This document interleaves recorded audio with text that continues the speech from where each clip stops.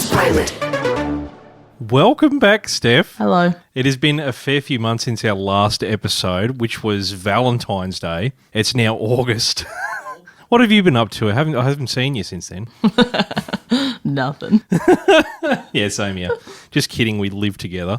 Before we get into today's show, I wanted to go on a slight tangent on something because it technically relates to pirates because it involves crackers. You know, parrots probably want a cracker. This is something that happened a while ago. We went in to, now I won't name the makeup shop, but we went into a makeup shop and at the counter there were crackers. Obviously the most logical answer is they've just forgotten to put their snack away, the cashier. But my argument is that they have some sort of alternate purpose because they were closer to the patron side of the counter. So this is an oddity in itself. Has someone forgotten to just put their snacks away, or are there such thing as cosmetic crackers? There is no cosmetic crackers. Were they open? They were open, yes. Probably just someone left them on the counter, like a client. There's got to be some reason as to why they were within our reach at the counter. A child put them up there and forgot about it. Are you sure there isn't something that resembles a cracker in a makeup store's inventory that you would use to optimize your appearance or your skincare or your beauty or anything like that? What kind of cracker? I remember it being long, like rectangle. It wasn't square. It had holes in it like a Jatz. And it was in like one of those flimsy plastic tray things. That's just someone's snack. But you don't think it's the cashier's? No. You think it was some random person that just left them there? Yeah. Are you sure this... are you Googling them now, are you? No. Google cosmetic crackers. No. I'm not doing that. They don't exist. As far as you are concerned, as an avid makeup shop patron, frequenter, you are absolutely certain that the culprit is that someone just left their own snack at the counter. 100%. And you reckon the cashier has nothing to do with it? If they were closer to the customer side, then yeah. And also, they're not allowed to eat on the floor. That's a good point. So, that's another reason why the cashier, that wouldn't belong to the cashier. No. So this is really disappointing. So it's one or two things. We'll have to put a poll up. It's either someone has just left their crackers there and everyone's left completely unaware, or there is a cosmetic cracker somewhere in their inventory and they left it on there for people to sample. That is not the case. I think it's the case. No. I have shopped there many times. I have never seen a cracker. Also, I didn't see these crackers. I think he was just hallucinating. No, they were 100% there. No. I was so amazed because I was at the counter and I saw the crackers there and no one thought it was a big deal. I was like, now, I know I'm a bloke, but there's not supposed to be crackers on the counter unless we walked out and you said, oh, yeah, like cosmetic crackers. Obviously, like Ethan, get with the program. No. All right, we'll leave a poll, but until then, here's the music. Yeah.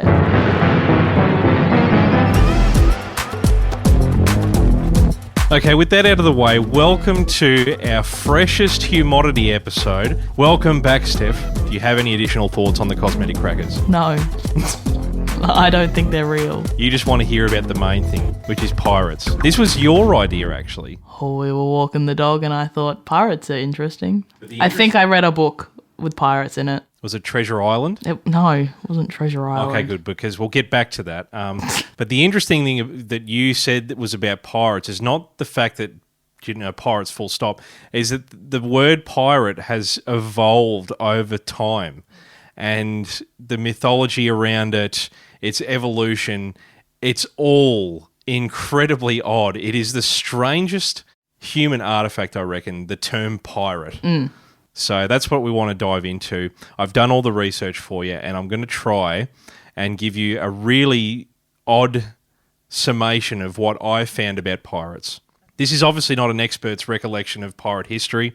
If you want to go look at that, I would recommend it because pirates are fascinating. What kind of pirates are fascinating? There was one that I saw, I forgot the name of, but looted like 400 ships in 5 years. These are real OG pirates that are nothing like what we're going to discuss here. Right. Because the interesting part about the pirate is what you have in your mind of a guy with a stupid hat on and an eye patch and a peg leg going, "Yar! Who are you, matey?" is a complete fabrication of several different pieces of mythology. So yeah, I think that's what I wanted to break down, is that stereotypical character in your head. We start at the head, of course, which is with the hat, right? So you notice that pirates all seem to be wearing this weird-looking hat. You imagine Captain Feathersword, and it's kind of like the bits are all folded up. I don't know, it looks kind of fancy. You know the hat I'm talking about? Yeah, they're like cowboys of the sea. Cowboys of the sea. I suppose that's what we should get to. The definition is they're just essentially robbers and thieves of the sea. So not cowboys, more thieves. So think less revolvers and pistols. Think more Hamburglar with, bandana around the eyes. So yeah, back to the hat. The hat is essentially just like a sun hat with the brim folded at 3 points, and that's called a tricorn hat. Now, your mate, we went to a medieval fair, and the first time I'd ever seen this was she'd got a sun hat and just glued the brim to 3 different points. I was like, oh my God, that's genius. You just made a pirate hat? That's actually how they did it. So she's not actually that clever. She just did her research before I did. But they wouldn't have used a hot glue gun. No, they wouldn't have used a hot glue gun. I believe they used rivets, or they used something else. I didn't get that far into the study of how they made the tricorn hat. But the reason they did it, there's actually several reasons why it's beneficial. The first thing is when you tilt the brim up like that, it looks way cooler. So it was a bit trendier. You see them in like military regalia. People just wore those hats around. They were a trendy hat. They weren't called a tricorn hat, apparently. They were just called hats. They're like the baseball cap equivalent of back then. Right. But it had practical purposes. So when you flipped up the visors like that, it was less likely to blow off your head with all the wind and the water and all that kind of stuff. It was a bit more, I guess, durable. The wind couldn't catch it. Yeah, the wind couldn't catch it. The other thing it was, in military stuff, it was really handy because a sun hat would get in the way of your musket. Stab yourself in the hat. Yeah, exactly. So musketeers actually only flip up one side, which is why you get that, cool slouch on the side when you think of the 3 musketeers. So 1 pin equals musketeer, 3 pins equals pirate. Or trendy man. Yeah, or trendy man. It turns out the points on the side could also get in the way, so people were known to tilt the tricorn hat so the musket could sit there a bit easier. So it's a real fashion statement, this old tricorn hat. So yeah, they were a thing, but the reason that pirates wore them, well, they didn't necessarily wear them. They wore a bunch of different hats. They might have just happened to have worn these hats because they were trendy at the time. It's got very little to do with pirating and more to do with just the culture. And what else have we got here? Eye patches. When we go a bit further down the face, you know that pirates are stereotypically wearing eye patches all the time. The myth goes that the reason they wore the eye patch... They stabbed themselves with the musket? No, they didn't have... maybe they had muskets. I didn't get that far into the research. The reason they allegedly wore them was to cover one eye. Both were perfectly working, by the way. They covered one eye so that it would acclimatise to the dark, so that when it was dark and they needed to see and have night vision, they'd flip the eye patch to the other eye. Oh. And the second eye was more accustomed to the darkness. The Mythbusters tested this, and apparently it was plausible. You look that up on Google, and that myth has just rocketed like wildfire. That is apparently the only reason they did it. But there is obviously the logical reason that it was to hide an injury, because these people did get injured in battle looting ships and stuff. And also there's the likelihood that they just weren't that common either. So it's the same thing. It's like this one piece of folklore that was latched onto. It's like, oh yeah, I knew, it's like this guy, I knew a guy millions of years ago that wore an eye patch, and then this one dude goes, oh my God, you all wore eye patches? That's insane. Same with the tricorn hat. They just latched on to like how fascinating someone wearing an eye patch was. Also handy for telescopes. I suppose so. That's a good point. I wonder if that's part of it. Because I couldn't see that anywhere, but it must be easier to operate a telescope if you have one of those. Because I don't think binoculars were invented by then, were they? I mean, maybe. I mean, but technically... They weren't using them. Technically they were, because you just have two telescopes and you put them in front of your eyes like... Yeah, but everyone was wearing an eye patch, so they wouldn't. Yeah, that's right. So they they were like, what do I want? Do I want the eye patch or do I want to use two telescopes? Fuck the telescope. I want the eye patch. At the moment, that's complete fabrication from Stephanie, but I think that is the most logical answer. It is more comfortable to use a telescope or look down the sight of a rifle if they had them. Who really knows if they really wore them that commonly? Experts, which I'm not. Earrings were another thing. So I would argue that's a bit further down the face. The earring. So apparently a lot of these people wore gold earrings. To flaunt their wealth, because logistically you're not going to put your illegally attained riches into a bond or a trust fund or a savings account. You haven't got long until you get caught. So you got to keep your stuff on you. So you're going to dock, you're going to spend all your money, but you're going to show off your gold earring to show that, hey, like I'm a cool pirate. But also apparently it has a significance in the fact that it shows that you're a free person, you've chosen this life of independence as a pirate, as a free man.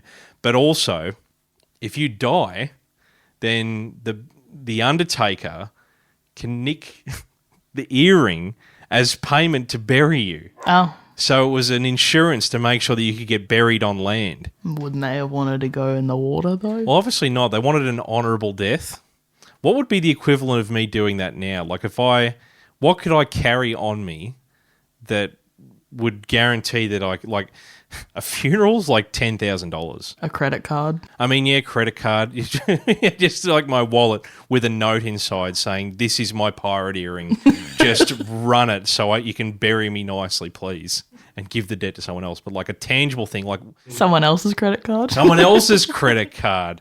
Brilliant. But what do I own that's worth that amount of money that I could keep on my person so that when I die, someone could go, oh, hell yeah, this will pay for his entire funeral? Yeah, I don't think we own anything like that. I don't think we do. And if we do, it's too big. Your car. My car, I can't fit my car on my ear. You know what I mean? You can try. I can try, but you know what I mean? They're not going to go, oh, sick. They're going to go, what an inconvenience. This isn't paying for a funeral. This is just a massive inconvenience to try and sell. Oh, has it got problems at the end? Just take it. I'm trying to bury this man. You know what I mean? Maybe my guitars, they're not worth 10. You also can't put them on your ear. No, you can't. No, they're too big once again. I'm really desperately looking around here for something. Also, maybe we shouldn't, in case... Pirates come and steal our stuff. Pirates listen to the Humidity podcast and go, hey, yar, he be having something worth 10 grand. We can put it in our pocket and then they can bury us instead. Yar. That's so stupid. Let's move on. What else have we got here? Wigs, interestingly enough, because you see like the stereotypical pirate and they've got a big flowing lock of curly hair. So apparently they weren't too common, but some did wear wigs to show off their wealth. So they will wear wigs. They have worn wigs.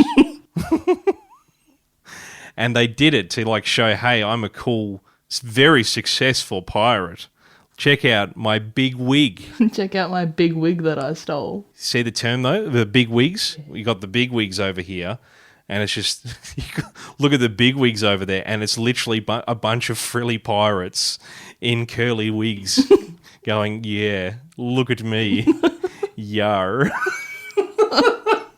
Legs and prosthetics. So, obviously there's famously the Captain Hook, which is a fictional character.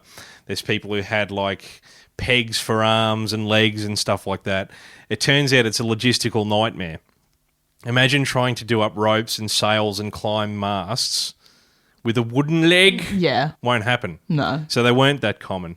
But apparently there was a pirate named Francois Leclerc who did indeed have a peg leg. So he did. They did exist, but again, not that common. That's the most Australian way to say that name. Francois Leclerc. Yeah. He obviously didn't announce himself that way. It'd be much more sinister. Speaking of sinister entries, this is just a side note. This is an odd side note, I guess. Blackbeard apparently lit fuses under his hat to make him all smoky and look scary in battles. Yeah, I knew that one. Oh, did you? Yeah. Oh, why didn't you share that? You could have just said it, you know. Well, I forgot, and now I remember learning about it in school. Oh, just say it again as if you'd come up with that. No. Okay. I was trying to give you the points, but I will take all the credit. Well, I came up with the idea. Oh, so- you did come up with the idea. So everything I do is under the guise of your supervision. Exactly. How am I doing, by the way? Great. Is this fascinating you? Yeah. Okay, good. Where are the other pirates? Where are the other pirates? Sailing around somewhere. No. We're building the stereotypical pirate. All right. You know what I mean? We're getting to the one that you see everywhere that doesn't actually exist. Do you ever wonder if pirates actually spoke like that? Yeah. I don't think they did. The accent comes from a movie from the 50s called Treasure Island. And one of the main actors there just made this accent up and just started speaking like this in the movie. And it's the same with all the other tropes, with all the frilly garments and the wooden leg and the parrot. The parrot, it turns out, they used to ship animals, and sometimes they'd be a bit sentimental. But it's the same thing. It's like, it's all a stereotype, and it all comes from this movie. So now, since that movie Treasure Island, all these pirates talk like this, like Captain Barbossa, which is really weird. Was there no pirates before Treasure Island? I think that popularised it. Now, the buried treasure, logistically very difficult to rely on because, like, same thing, you could get caught at any time. So why would you bury all your treasure and then die and then it's just gone nowhere? Yeah. And also they're getting things like cloth and spice and stuff. It's all perishables. Well, surely they're eating the spices. Well, maybe, but like the logistics behind like burying it, it's like, why would you bother? They did apparently use it as like an excuse when they got captured. They're like, if you kill me, you won't find me buried treasure. Right. But apparently it may have been a lie. Or they didn't believe them in the first place. Apparently someone did bury a small, Captain Kidd, I believe his name was, actually did bury a chest with some gold and silver in it and stuff. And same thing, someone went, oh my God, one pirate buried a small loot. They must have all done it. That's officially what a pirate is now. And of course, that's just not the case. To summarize all of these things put together, there is a nugget of truth to all of the myths, but together they make one giant nugget that is the stereotypical pirate. Isn't that so odd? Like that we all have an understanding of what a pirate is, and it has nothing to do with accuracy in history. No, and one cares. entirely off a movie from the 50s where they made their own bold assumptions as to what a pirate is. And then, of course, you get to modern pirates. Every news article about them says, you may think of pirates like that weird stereotype, but they're actually not like that at all. Yeah, we get it. I wish people would actually like highlight how piracy is still a thing now, and it's quite scary. 200 plus pirate attacks in the last year. Where? That's actually an interesting question. The sea, obviously. Yeah, the sea. It'd be on the sea. Most likely to happen on international waters because they're trying to get these boats that are relatively unprepared for the attack, and they're sort of protected not protected, but they're sort of easier to wiggle their way around in international waters and just take, bits and pieces off merchant ships or hold them hostage and ransom and stuff like that and kidnap people. So it happens all over, obviously, but mostly in these sort of lower GDP countries where they just don't have the resources to fend off pirates all the time. So yeah, these people have guns, they jump on boats, and that is modern day piracy. It's quite real. Do they still have cannons? I don't know. I mean, in Captain Phillips, they had that giant water cannon to like shoot people on speedboats away. Maybe that is the modern day cannon. Yeah. I can't imagine they'd make a whole movie about the story of Captain Phillips and put fake weapons on the side of cruise ships, unless they're an actual deterrent. Say, oh, we got these water cannons, guys, looking nervously to the left and right. You better not come near us. I'm sure they have them.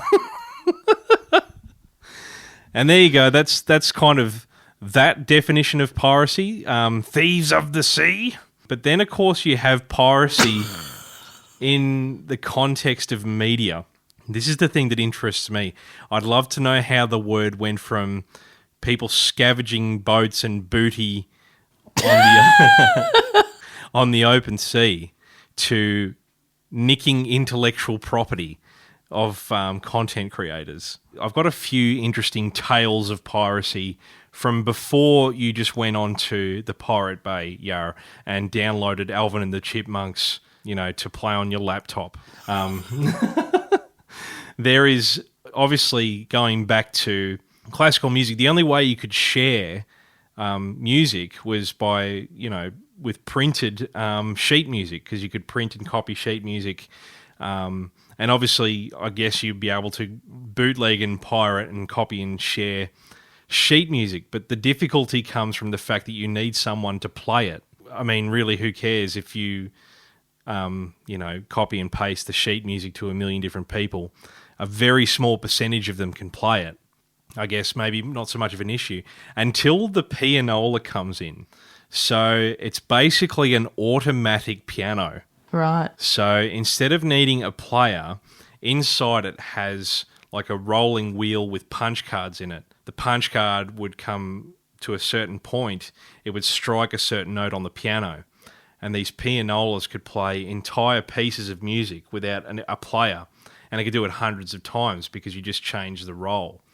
So those are something you can pirate, if that makes sense. So you could get someone who can play all these pieces of music and record it onto a pianola roll and then sell those pianola rolls. And now you're pirating music. Yeah. That is fascinating. Yes.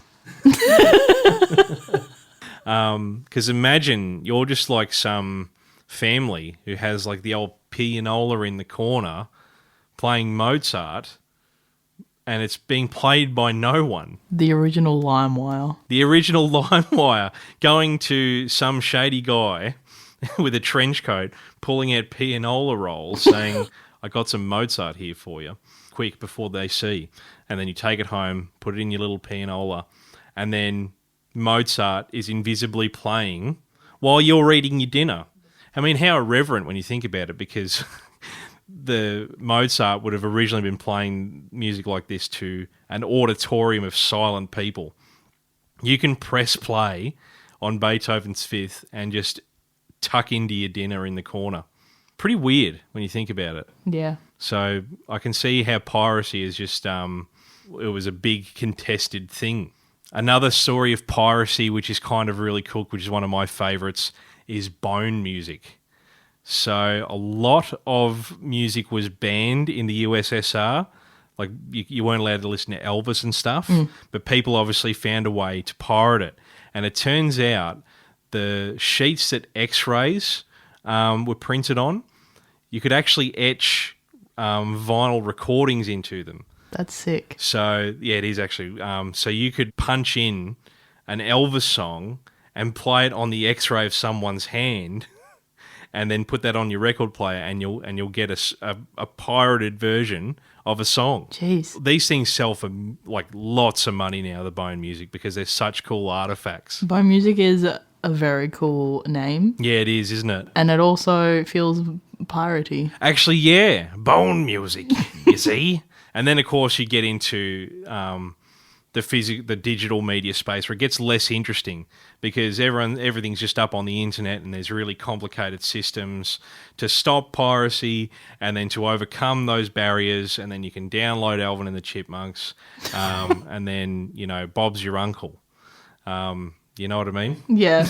Did you download a lot of Alvin and the Chipmunks? No, it's just the first example that came to mind. I guess it's pretty close to the top of these illicit websites because it's alphabetical order. I guess so, yeah. I mean, I did have a pirated Alvin and the Chipmunks. Don't say that. No, stop the episode.